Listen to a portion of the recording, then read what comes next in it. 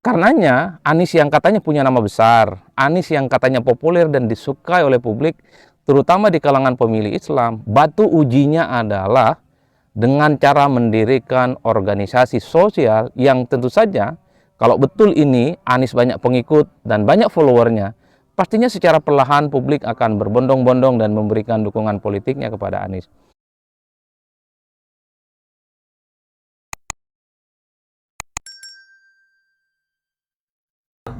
Dalam kesempatan ini ada satu video yang sangat menarik dari Mas Adi, di mana Mas Adi kemudian menyampaikan atau memberikan pandangan terkait dengan organisasi masyarakat yang nantinya akan diumumkan oleh Bapak Anies Baswedan. Nah, bagaimana tolak ukur atau eksistensi dari organisasi masyarakat ini yang menurut Mas Adi kemudian itu nantinya akan kemungkinan besarnya nanti akan menjadi partai politik, kemudian akan menjadi tolak ukur kekuatan Anies Baswedan.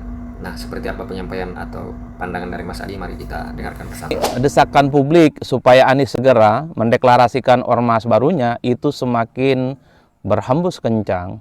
Bukan hanya muncul dari para pengikut, bukan hanya muncul dari kalangan publik secara umum, tapi misalnya ada sejumlah politisi dari Nasdem misalnya yang mencoba untuk memberikan dukungan kepada Anies untuk segera mengumumkan ormas baru Anies ya. Ini tentu sebagai bentuk perhatian politik kepada Anies yang masih dinilai punya potensi untuk menjadi salah satu calon pemimpin di 2029.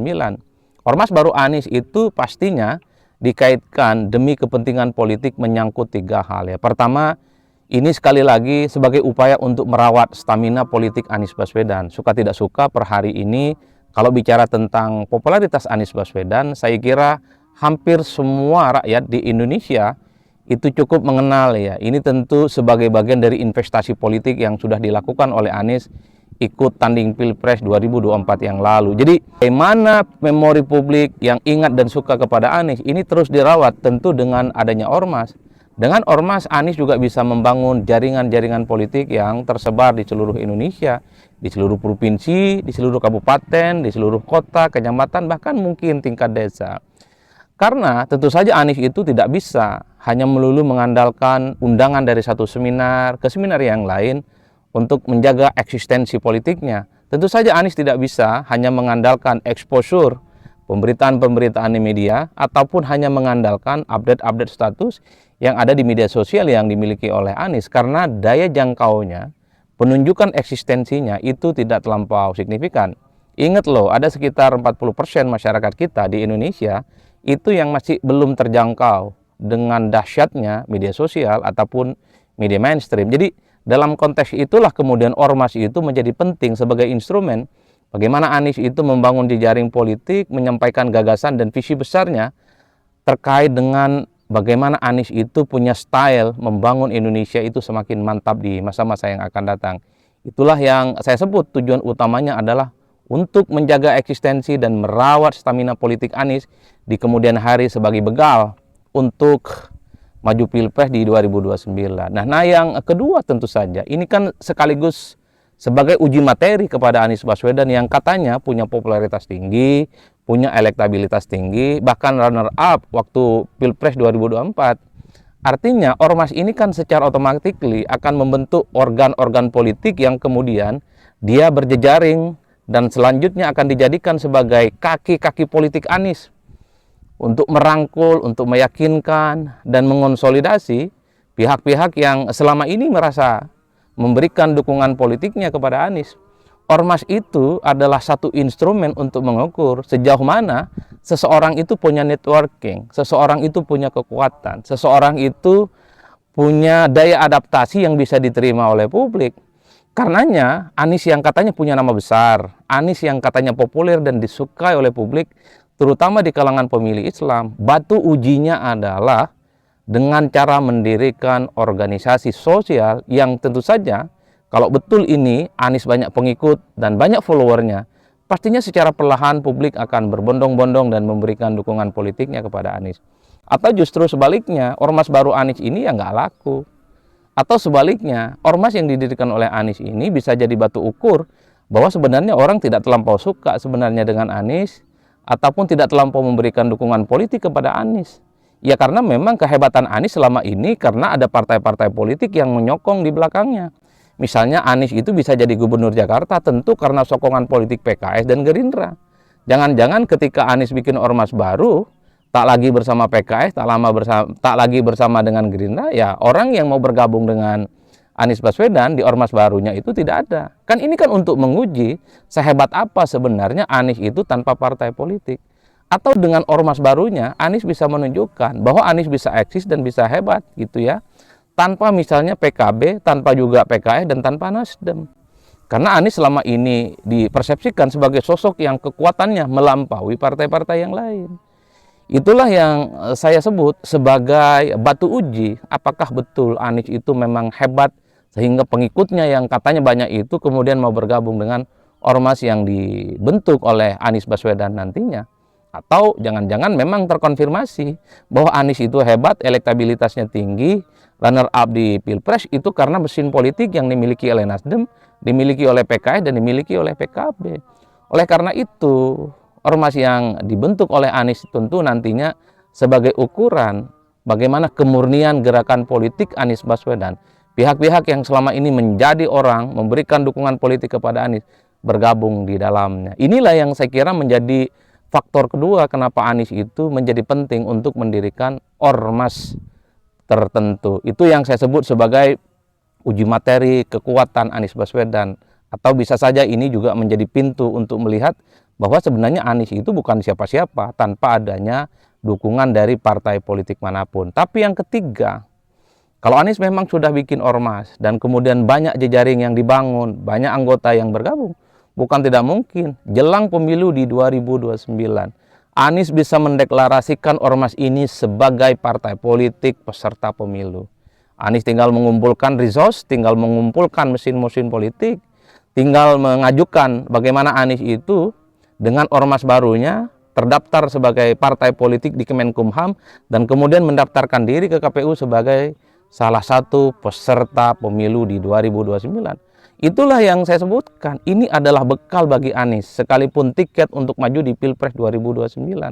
Kalau partai baru, embrio dari ormas yang dibuat oleh Anies ini established, kemudian bisa ikut pemilu di 2029, ini adalah tiket yang mantap bagi Anies untuk bertanding dengan siapapun di Pilpres nantinya. Bisa bertanding melawan Prabowo, bisa bertanding melawan Gibran, bisa bertanding melawan AHY, bisa bertanding mungkin melawan Puan Maharani, atau siapapun nantinya yang bertanding di Pilpres. Artinya dengan ormas baru ini yang kemudian bertransformasi jadi partai politik, syaratnya bisa ikut pemilu, Anies itu bisa menantang siapapun calon-calon presiden di masa yang akan datang.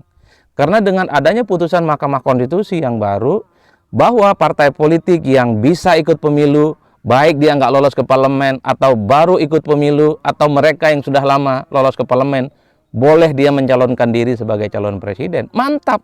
Saya kira Anies kalau punya mimpi untuk menjadi pemimpin di Republik ini, merawat harapannya ingin jadi presiden di Republik ini, ormas saya kira menjadi pilihan rasional bagi Anies untuk mengukur bagaimana kekuatan politiknya. Ormas ini kemudian secara perlahan dijadikan partai politik kendaraan Anies untuk maju di Pilpres.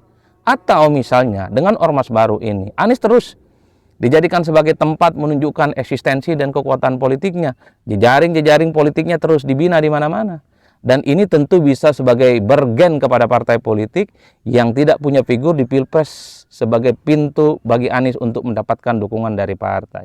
Jadi banyak sekali gunanya sebenarnya kalau Anies itu bikin ormas baru. Ini sebagai potret bagaimana Anies itu tidak berhenti dan tidak melulu dituduh sebagai orang yang sebenarnya hanya numpang keren dan numpang hebat melalui partai politik. Oleh karena itu, at the end misalnya, kalau Anies bisa bikin partai baru dengan ormasnya ini, maka orang akan melihat Anies itu seperti apa nantinya kalau ikut bertanding di Pilpres. Katanya banyak orang yang tidak suka dengan partai politik.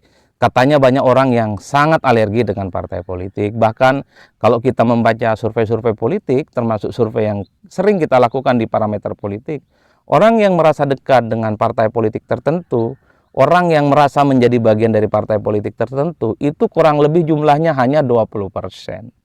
Artinya secara umum, rakyat kita itu alergi dengan partai, alergi dengan calon-calon yang diusung oleh partai politik. Kalau dengan begini logikanya, itu ada sekitar 80% masyarakat yang tidak terlampau suka dengan partai politik. Ada ceruk pemilih yang saya kira masih besar, bisa dikapitalisasi oleh Anies sebagai sosok yang betul-betul misalnya dia punya harapan dan kesempatan untuk menang di Pilpres yang akan datang. Inilah yang saya kira, sekalipun misalnya Ormas Anies ini baru, menjadi partai politik baru, peserta pemilu di 2009, orang kan tutup mata di Pilpres. Bukan seberapa banyak dia didukung oleh partai, bukan seberapa panjang dia diusung oleh partai politik, tapi publik melihat dalam kontestasi Pilpres itu adalah figur-figur yang bertanding. Nggak peduli partainya apa, tidak peduli warna ideologinya apa, tidak peduli bagaimana misalnya rekam jejak terkait dengan pembangunan partainya di masa lalu. Orang hanya melihat bagaimana sang calon yang bertanding nantinya di 2029 adalah mereka yang mampu meyakinkan, punya harapan, dan tentu punya penetrasi dan kaki-kaki politik yang cukup kuat di bawah. Itulah yang kemudian membuat kenapa belakangan ini desakan, saran, dan harapan supaya Anies segera membentuk ormas baru diletakkan dalam konteks bahwa Anies ini satu, konon disebut sebagai orang yang cukup potensial, jadi syarat untuk menjadi pemimpin nasional sudah terpenuhi, populer dan pintar, sekolahnya bagus, mantan rektor, dan kemudian adalah aktivis HMI, dan seterusnya dan seterusnya. Anies dinilai punya kekuatan, punya popularitas dan elektabilitas tinggi. Kalau betul ini adanya, sayang kalau kemudian tidak diakomodir oleh Anies melalui satu organisasi, satu ormas baru yang nantinya bisa menjadi partai politik sebagai kendaraan Anies untuk bertanding di pilpres yang masa yang akan datang.